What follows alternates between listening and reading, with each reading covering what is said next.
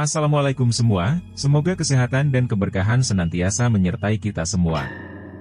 Pada kesempatan kali ini, saya akan mempersembahkan sebuah cerita yang ditulis oleh Laila berjudul, Susuk Teratai Putih Part 8, Meneer Batavia. Sebelum kita memulai cerita tersebut, alangkah baiknya untuk memberikan dukungan dengan cara like, komen, dan subscribe. Dukungan dari kalian sangat berarti bagiku dan akan menjadi motivasi bagi saya untuk terus membawakan cerita-cerita yang menarik lainnya. Dan jangan lupa mampir di karya karsa Laila, untuk cerita-cerita horor yang lebih seru lainnya. Untuk yang belum menonton video part sebelumnya, link video sudah Mimin taruh di deskripsi. Oke, tanpa berlama-lama lagi, mari kita mulai ceritanya. 3 bulan kemudian. Juragan! Juragan! Pak Ijo berteriak padahal jaraknya saat berlari masih jauh dengan sang juragan. Apa Jo? Kenapa kamu lari sambil teriak-teriak? Aku belum tuli. Anu juragan, anu. Anu apa Jo? Kalau ngomong yang jelas. Ada Meneer Batavia juragan. Hah? Ngapain mereka datang? Permana yang sedang merokok santai di gazebo langsung berdiri, kaget mendengar kabar yang dibawa oleh Pak Ijo. Anu, mereka mau mengambil upeti juragan, sekarang sudah musim panen juragan. Apa juragan lupa? Sialan. Mereka nggak bisa lihat orang bahagia saja. Permana membanting asbak yang ada di sampingnya. Sekarang harus bagaimana juragan? Di mana para company itu sekarang Jo? Di rumah kepala desa juragan. Permana menghisap rokoknya lalu menghembuskan ke udara dengan keras. Biasa Jo. Sembunyikan separuh padi yang ada di lumbung ke tempat biasa, jangan sampai ketahuan. Aku mau ke rumah kepala desa dulu untuk mengulur waktu. Ingat Jo, separuh saja, kalau disimpan semua nanti ketahuan, bisa hilang kepala kita. Baik juragan. Permana mendatangi gendis yang ada di kamar. Sekarang dia sudah sembuh total dan telah kembali cantik seperti sedia kala. Gendis, nanti ada Meneer Batavia, jangan kaget kalau upeti yang mereka minta sangat besar. Kamu kan dari keluarga petani miskin, belum pernah bayar upeti banyak. Kang Mas, kenapa bawa-bawa keluargaku segala? Kenapa bilang keluargaku miskin segala sih? Keluargamu kan memang miskin, aku juga mau kamu itu bersiap agar tidak kaget kalau Meneer Batavia. Hele, sudah sana pergi, aku sudah paham. Gendis yang tidak suka dengan perkataan Permana langsung memutus pembicaraan mereka sambil mendorong tubuh suaminya agar segera keluar dari kamar. Permana yang sudah keluar dari pintu membalikkan badannya ke arah Gendis. Ingat Gendis, jangan macam-macam atau kamu akan diminta jadi upeti, mau kamu jadi simpanan Meneer Batavia. Iya Kang Mas, sudah sana kamu pergi. Aku sudah paham. Saat Permana dan Gendis sedang beradu suara, terlihat sang anak buah berteriak dengan sangat keras membuat Permana jengkel. Juragan! Apalagi sih Pak Ijo? Sudah kubilang jangan teriak-teriak, aku belum tuli. Mereka sudah dalam perjalanan kemari juragan. Baru saja Asep datang ke sini memberi kabar juragan. Sial! Ngapain mereka ke sini? Biasanya kan upeti dikumpulkan di balai desa? Terus lumbung padi bagaimana Jo? Sudah beres? Sudah juragan, aman. Ya sudah kalau begitu Jo. Kita siap-siap menyambut para company sialan itu. Gi juragan. Ingat Gendis. Kamu harus jaga sikap, jangan kemayu atau kamu tidak akan selamat. Gendis tetap mengangguk walau dirinya tersinggung dengan ucapan suaminya barusan, namun dirinya tidak memungkiri kalau dirinya juga sedikit was-was. Dulu dirinya pernah dipaksa menjadi seorang nyai salah satu Meneer Belanda yang terpukau dengan tariannya. Semoga Meneer Belanda yang Gendis maksud berbeda orang dengan Meneer yang saat ini sedang ditunggu Permana suaminya. Gendis memoles wajahnya dengan anggun agar terkesan sebagai perempuan dari kalangan bangsawan, bukan dari perempuan dengan kasta rendah. Dirinya adalah pengganti Sumirah, perempuan yang terlahir dari keluarga dengan kasta tinggi. Tidak seperti dirinya, Gendis si penari yang terlahir dari keluarga petani miskin. Tidak menunggu lama, terdengar suara sepatu kuda, tampak kereta kuda yang megah membawa seorang lelaki berkulit putih, dengan jas berwarna putih dan topi bundar yang senada. Ada juga lelaki pribumi yang bertugas sebagai kusir. Dialah sang Meneer Batavia. Meneer John. Gendis terpekik, dia adalah lelaki Belanda yang tergila-gila kepadanya. Kamu kenal company itu, Gendis? Permana berbisik di telinga Gendis. Tapi istrinya itu hanya diam tak menjawab. Wow! Gendis wanitaku, Meneer John. Gendis tersenyum risih. Sang Meneer langsung memeluk Gendis yang telah berdiri di depan pintu rumah. Sementara itu Permana melotot, mengepalkan tangannya erat cemburu. Maaf Meneer, saya sudah menikah. Gendis melepas paksa pelukan sang Meneer dan melirik takut ke arah suaminya yang mukanya sudah merah karena menahan amarah. Menikah? Iya Meneer. Saya sudah menikah, ini suami saya Permana. Meneer John bingung, bukankah istri Permana itu Sumirah? Perempuan berharisma yang sangat dia hormati itu? Sumirah sudah meninggal Meneer, saya istri baru Permana. Gendis menjelaskan sebelum sang Meneer sempat bertanya. Oke, aku kesini mau ambil upeti seperti biasa. Apa sudah kamu persiapkan Permana? Sudah Meneer. Sudah saya persiapkan di pedati, super mantap. Permana mengumpat dalam hati karena upeti yang dia dapat dari hasil bunga pinjaman para warga harus dia serahkan ke londo yang ada di depannya. Andai bisa dibunuh, ingin rasanya Permana membunuh Meneer yang ada di depannya saat ini, tapi jika dia benar-benar melakukannya, dirinya akan berakhir di tiang gantungan, seperti Supri, juragan lain yang menolak menyerahkan upeti kepada para company. Begitu melihat pedati yang penuh dengan muatan berhenti di depannya, sang Meneer tertawa lebar sambil bertepuk tangan.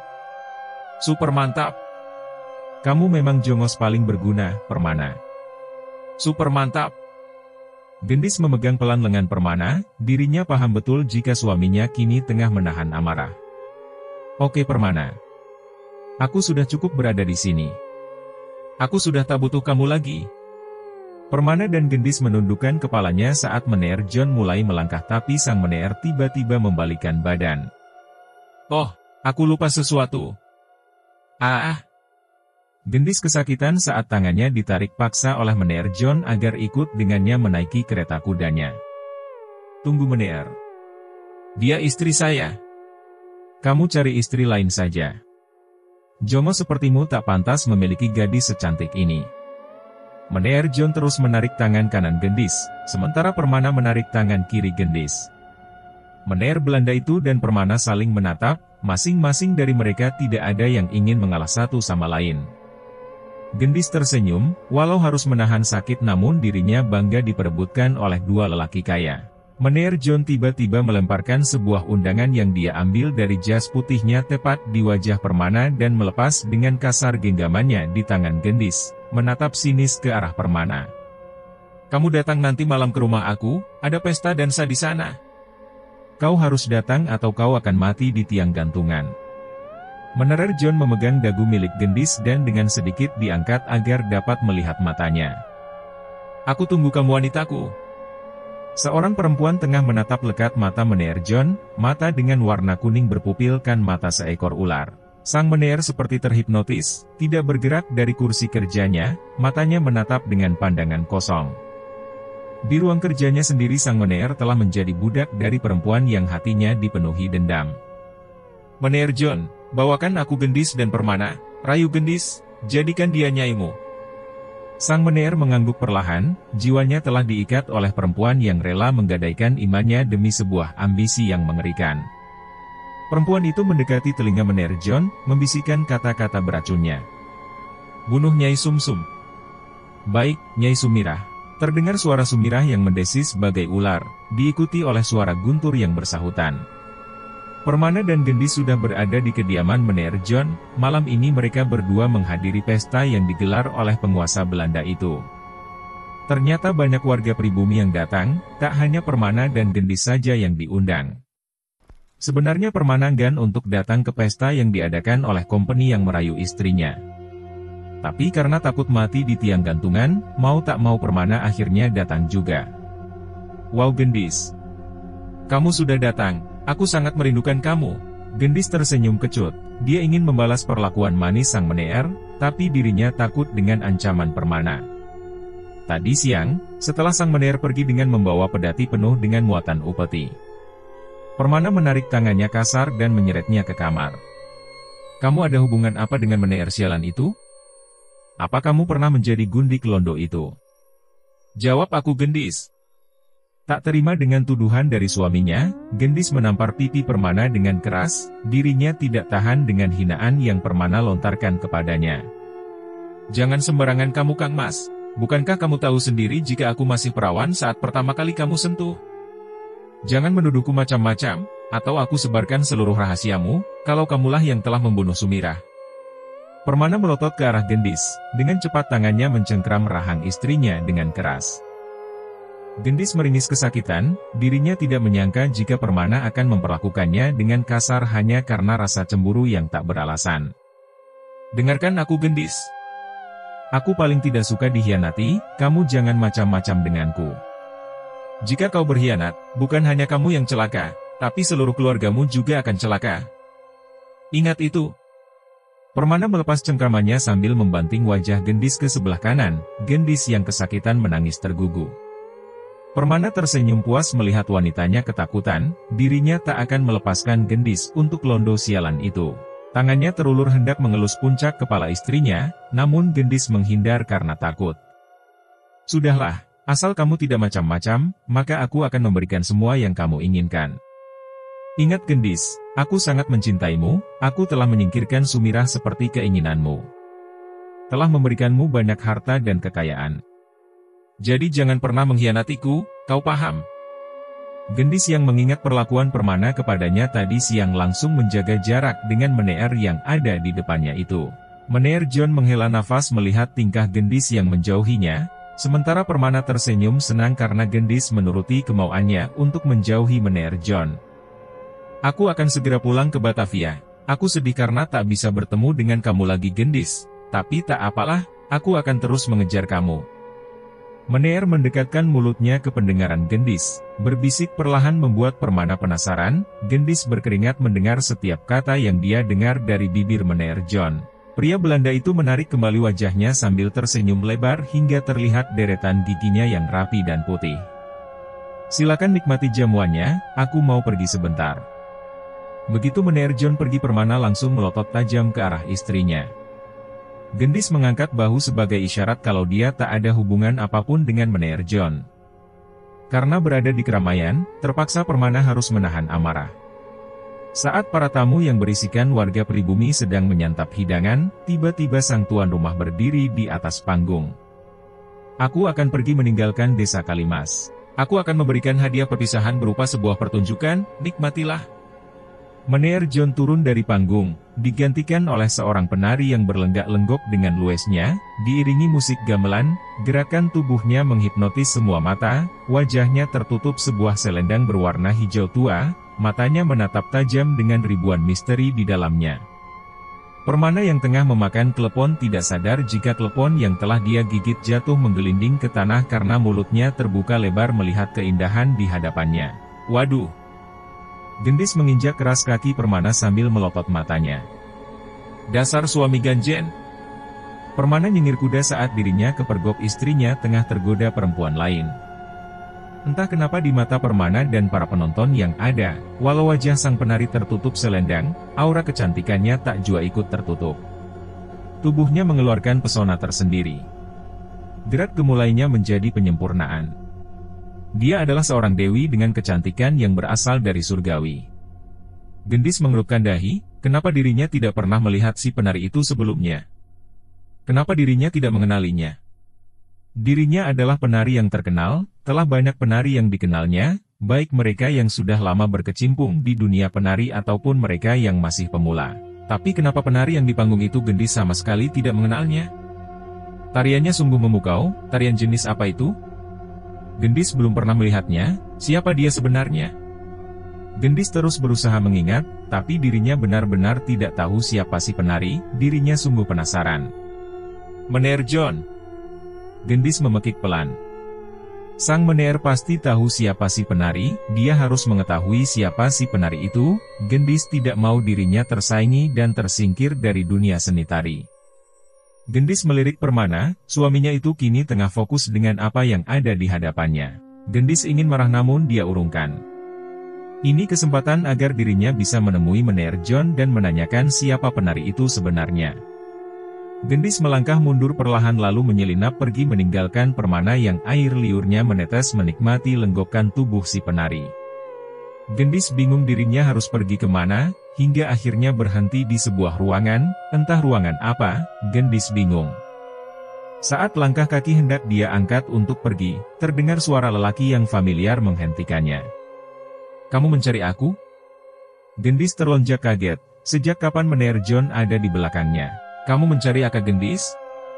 Lagi Meneer John bertanya, Gendis menganggukkan kepalanya perlahan.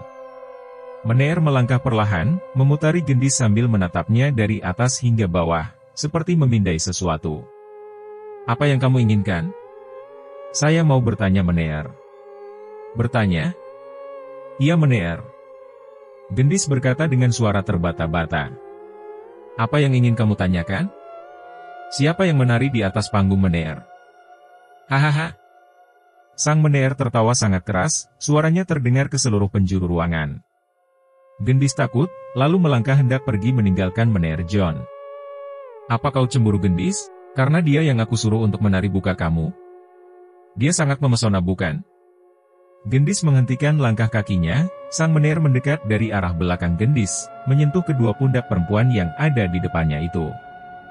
Gendis terdiam mematung, dirinya menanti apa yang akan dilakukan oleh sang Meneer kepadanya. Meneer John memajukan kepalanya, mendekati telinga Gendis. Hangat nafasnya terasa dari jarak yang hanya tinggal beberapa inci. "Tinggalkan Permana, jadilah wanitaku selamanya Gendis. Aku bisa memberimu lebih dari yang diberikan oleh Jongo sialan itu."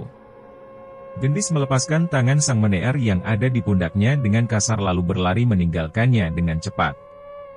Gendis takut jika Meneer John akan melakukan hal yang tidak baik kepadanya. Gendis berlari dengan nafas memburu mencari keberadaan suaminya. Sesampainya di tempat sang suami, Gendis menjerit histeris melihat pemandangan di depannya. Kini tak ada panggung, terganti dengan tiang gantungan. Di sana tampak jasad yang tengah tergantung dengan kepala tertutup kain hitam. "Diam, jangan berteriak atau kamu akan bernasib tragis seperti dia." Permana menutup mulut Gendis yang berteriak. Para hadirin dari warga pribumi menundukkan kepala, ada pula yang terisak. Permana melepas perlahan tangannya. "Siapa itu Kang Mas?" "Nyai Sumsum." Suara gamelan mengalun dengan merdu, perempuan yang menawan tengah menari dengan indahnya di atas bukit Pengkeran Sima, di bawah sinar rembulan. Tariannya bagai sang bidadari yang merindu pujaan hati. "Kenapa kau memanggilku kemari?" Sang perempuan yang tengah menari menghentikan gerakan tubuhnya secara perlahan, memunggungi wanita parubaya yang datang menemuinya. "Kenapa kau menggangguku?" "Aku tidak mengganggumu Cah Ayu. Kau menggangguku wanita tua." Si perempuan yang tadi menari membalikkan badan, menatap tajam ke wanita parubaya di depannya. "Kau sudah tua. Jangan lagi kau ikut campur dengan kehidupan orang lain, bukankah aku sudah memperingatkanmu sewaktu di pasar tempo hari? Kau sudah tersesat anakku, bertobatlah. Aku bukan anakmu. Jangan bicara dosa dan tobat kepadaku wanita tua. Kau tak pantas mengajari hal itu padaku. Apa kau masih marah denganku karena telah menikah dengan ramamu Sumirah? Jangan sebut namaku dengan mulut kotormu." Sumirah menatap tajam dengan mata ularnya. "Maafkan biungmu ini Sumirah. Kau bukan biungku Nyai Sumsum.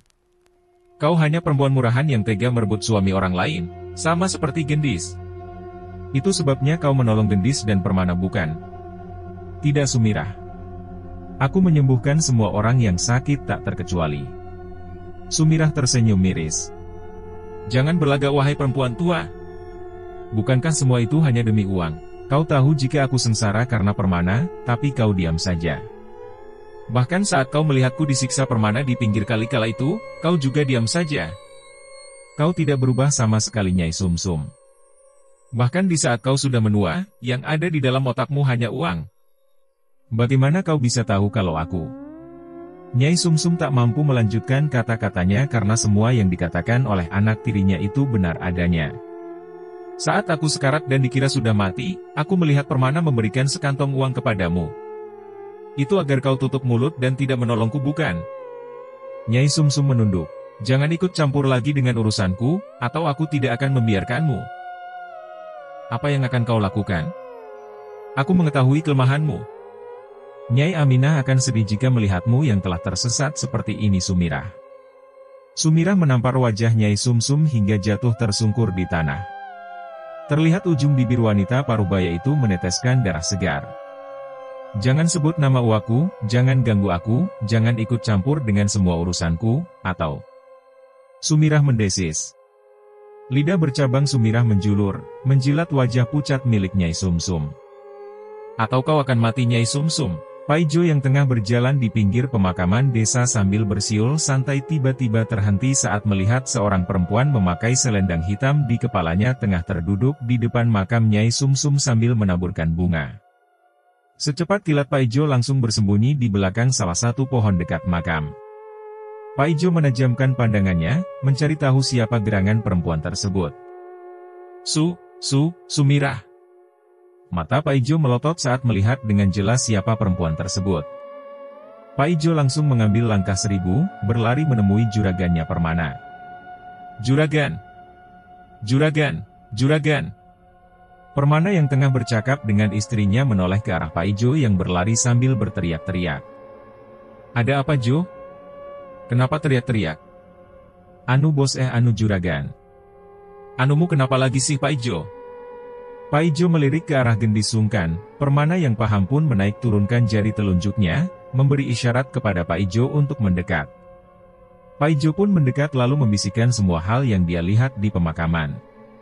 Apa? Permana berteriak dengan mata melotot. Gendis yang berada di sampingnya menjadi penasaran. Ada apa, Kang Mas? Permana diam saja, dadanya naik turun menahan gemuruh perasaannya. Tidak mungkin dirinya memberitahu perihal Paijo yang melihat mantan istrinya itu. Gendis sangat cemburu jika itu menyangkut tentang Sumirah. Gendis, aku mau ke kebun dulu, ada masalah di sana. Kamu tunggu saja di rumah. Jangan kemana-mana. Gendis mengangguk. Paijo dan Permana segera melangkahkan kakinya ke pemakaman desa di mana Sumirah berada. Sumirah terduduk di depan makam Nyai Sumsum, menatapnya tajam.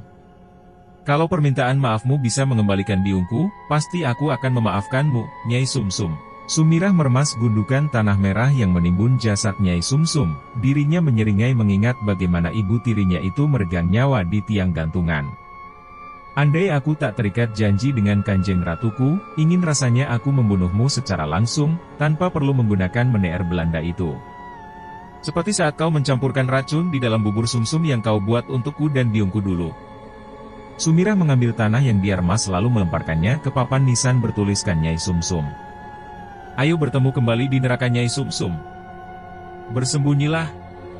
Sumirah melihat Paijo dan Permana yang berjalan ke arah makam, matanya berubah menjadi mata ular, lidah bercabangnya menjulur keluar. Namun saat insting membunuhnya keluar, terdengar jelas suara lelaki tua menyuruh agar Sumirah tidak membuat onar. Bersembunyilah. Jangan ganggu aku. Sumirah merasa kesal karena disuruh bersembunyi, padahal dirinya ingin melahap Permana hidup-hidup dengan wujud ular hijaunya. Kakek tua itu menekan pundak Sumirah dengan ujung jari telunjuknya. Panas mengalir ke tubuh Sumirah, mata ularnya kembali ke mata manusia normal. Sumirah lemas. Embah Parman. Suara serak Sumirah terdengar, tapi Embah Parman tidak melepas jari telunjuknya. Bersembunyilah, aku tahu apa yang kau pikirkan. Kau akan mati sia-sia jika melakukannya. Kau tidak akan bisa melukai warga yang tidak bersalah kepadamu, yang ada kau akan dibunuh ramai-ramai oleh penduduk desa, kau akan mati dalam wujud ularmu itu. Bersembunyilah. Baiklah, Embah Parman. Mana Jo? Katanya kamu melihat Sumirah. Tadi di sini juragan. Saya melihat Sumirah sedang duduk di depan makam Nyai Sumsum. Ayo kita ke makam Nyai Sumsum. Tapi juragan. Tanpa sadar Paijo mencengkeram lengan juragannya itu dengan sangat kuat. Kenapa? Kamu takut Jo? Orang mati tidak akan bangun lagi Paijo. Tapi juragan. Heleh cepat. Kamu mau saya pecat hah? Permana menempeleng kepala Pak Ijo, yang ditempeleng nyengir kuda dan memaksakan langkahnya ke makam Nyai Sumsum yang masih basah dan merah itu. "Mana Jo Pak Ijo?" Permana berteriak karena tak menemukan siapapun di depan makam Nyai Sumsum. "Kok hilang ya Juragan?" "Tadi dia di sini Juragan." "Kamu itu?" Permana kembali menempeleng kepala Pak Ijo. "Ampun Juragan, tadi saya benar-benar melihat Sumirah Juragan." "Saya tidak bohong. Dia cantik sekali." Permana menghentikan pukulannya. "Cantik?" "Iya Juragan. Sumirah tadi cantik sekali." Pak Ijo menutup kepalanya dengan kedua tangannya saat Permana memukulinya lagi. "Waduh, ampun Juragan. Mana mungkin Sumirah cantik?" "Mukanya rusak karena luka bakar, matamu mesti belawur. Matamu pasti tidak jelas. Kalau mau berkelahi jangan di makam, pamali." Seorang lelaki penjaga makam yang membawa cangkul tiba-tiba sudah berada di belakang Permana dan Pak Ijo. Mereka berdua terlonjak kaget. "Ya Mbah Parman, maafkan kami." Pak Ijo menundukkan kepalanya sebagai tanda permintaan maaf. Sementara Permana dengan angkuhnya mendongakkan kepalanya ke atas. "Ayo Jo, kita pergi." Permana melangkah pergi tanpa berpamitan dengan Mbah Parman. Pak Ijo yang di belakangnya menatap lalu menundukkan kepalanya kepada Mbah Parman sekali lagi. Mbah Parman menggelengkan kepalanya. "Keluarlah, mereka sudah pergi." Perempuan yang kepalanya dibalut selendang hitam keluar dari balik pohon. Mbah Parman masih tetap berada di posisinya, membelakangi perempuan tersebut. "Pergilah. Anggap saja aku tidak pernah menolongmu, anggap saja aku tidak pernah melihatmu, tapi satu permintaanku sebagai sesepuh di sini Sumirah. Jangan ganggu anak cucu keturunanku serta mereka yang tidak menyakitimu." Sumirah tak menjawab, tapi terdengar suara desisan ular. Angin kencang berhembus menggoyang pepohonan di sekitar makam bersamaan dengan menghilangnya Sumirah. Dendam menikam bebayani. Dendam itu berbahaya. Sementara itu, di perjalanan pulang, Pak Ijo terlihat kesulitan mengikuti langkah kaki juragannya. "Juragan Permana, Juragan harus bersikap sopan dengan Mbah Parman Juragan. Ngapain sopan sama orang miskin Jo?" "Jangan salah Juragan. Mbah Parman itu dulunya orang pintar." "Orang pintar? Maksudnya itu dukun Jo?" "Bukan begitu juga sih Juragan. Tapi menurut cerita, dulu beliau bisa memindahkan gunung dalam waktu 1 malam." "Juragan tahu Bukit Pengkeran Sima?" Permana tidak menyahut, tapi memelankan langkahnya agar Pak Ijo dapat berjalan bersebelahan sehingga dirinya bisa mendengarkan cerita Pak Ijo dengan jelas. "Dulu sewaktu saya kecil, biung saya sering mendongeng, dulu Bukit Pengkeran Sima itu tidak ada. Tapi kini ada dan menjadi tempat keramat itu karena ada yang memindahkannya dari Jawa sebelah kulon, Jawa Barat, ke Jawa sebelah wetan, Jawa Timur, tepatnya di kampung Kalimas ini." "Juragan tahu tidak siapa yang memindahkannya?" Permana menggelengkan kepalanya. "Orang yang memindahkannya itu Mbah Parman. Konon sebagai bukti cintanya kepada perawan tercantik di desa ini kala itu." Permana mulai tertarik dengan cerita Pak Ijo tentang Mbah Parman. "Juragan tahu berapa umur Mbah Parman sekarang?" Lagi-lagi Permana hanya menggelengkan kepalanya. 200 tahun Juragan. Tapi masih terlihat sehat kan Juragan? Yang lebih mengagumkan lagi, Mbah Parman itu orangnya sangat rendah hati, tidak mau menggunakan ilmunya kecuali untuk mengobati orang sakit, itu pun hanya dengan ramuan herbal, tanpa kemenyan dan kembang setaman. Beliau juga rajin beribadah, puasa sunnah dan lainnya. Jangan pernah membuat Mbah Parman marah dan mengucapkan kata-kata sumpah. Karena orang yang disumpahinya pasti akan celaka. Makanya Juragan harus sopan kalau bertemu dengan Mbah Parman. Permana menghentikan langkah kakinya, menoleh ke arah Pak Ijo, tiba-tiba bulu kuduknya meremang. "Sehebat itukah Mbah Parman Jo?" "Tentu saja Juragan. Juragan bukan orang asli sini, jadi tidak tahu soal cerita tentang Mbah Parman sudah melegenda di sini Juragan." Permana menoyor kepala Pak Ijo yang sedang asyik bercerita. "Kenapa kamu tidak bercerita kalau ada orang sakti di sini Jo?" Lah Juragan tidak bertanya, lagi pula Juragan sudah punya kilau. "Kenapa Mbah tidak membuka praktik dukun saja Jo?" "Mbah Parman bukan dukun," lagi-lagi Permana memukul kepala Pak Ijo karena lemot. "Aku tahu Jo. Maksudku kenapa Mbah Parman tidak menggunakan ilmunya untuk mencari uang? Kenapa malah memilih menjadi penjaga makam yang miskin? Entahlah juragan, kata emak saya sih setelah anak dan istrinya meninggal Mbah Parman taubat. Permana mengangguk-anggukan kepalanya. Membiarkan cerita Pak Ijo tentang Mbah Parman terus mengalir. Sesampainya di rumah, Permana dan Pak Ijo melihat seseorang yang sangat mereka kenal mondar-mandir di depan pintu yang tertutup rapat. Kilau, kenapa ke sini? Aku kan tidak memanggilmu. Permana mendekat ke Kilau. Tetapi tiba-tiba Kilau dengan mata melotot mencengkram kerah baju Permana. Permana terangkat ke udara. Pak Ijo yang berusaha menolong juragannya tidak mampu bergerak, kakinya seolah tertancap di tanah. Jangan kau dekati Mbah Parman. Aku tahu kau mau membuangku, lalu menyuruh Mbah Parman menggantikan posisiku. Permana menelan ludah, dirinya memang sempat berpikir menemui Mbah Parman, dirinya penasaran apakah Mbah Parman benar-benar sakti atau tidak seperti perkataan Pak Ijo kepadanya. Tapi kini kemarahan Kilau membuktikan bahwa perkataan Pak Ijo benar adanya, Mbah Parman memang sakti. Kau sudah membuat perjanjian denganku selama 10 purnama, jangan pernah kau mengkhianatiku. Baik Kilau. Saya paham. Tolong lepaskan saya. Permana terjatuh dari cengkeraman tangan Kilau, Kilau menyeringai. Tiba-tiba tubuhnya berubah menjadi asap dan perlahan menghilang meninggalkan aroma tembakau dan kemenyan bakar, bersambung. Tunggu kelanjutan cerita di bagian berikutnya, yang akan segera Mimin unggah dalam waktu dekat. Untuk video part sebelumnya, sudah Mimin taruh di dalam deskripsi. Serta ada juga cerita lainnya, yang tidak kalah bagusnya. Jangan lupa untuk like dan bagikan cerita ini kepada teman-teman dan saudara kalian, supaya channel ini terus berkembang.